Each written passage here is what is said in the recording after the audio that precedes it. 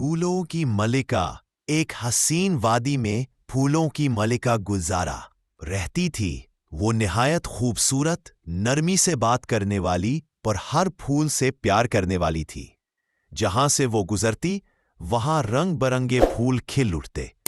اس کی موجودگی سے پوری وادی خوشبو سے مہکنے لگتی۔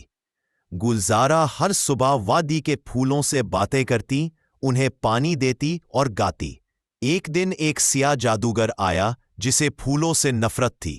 اس نے وادی پر ایک جادو کر دیا جس سے سارے پھول مرجھا گئے اور زمین سوکھ گئی۔ ملکہ گلزارہ بہت غمگین ہوئی، مگر اس نے ہار نہ مانی۔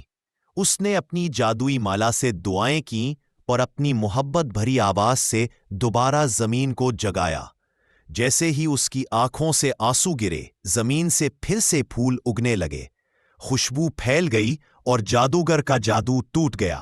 لوگوں نے خوش ہو کر ملکہ کو گلے لگایا۔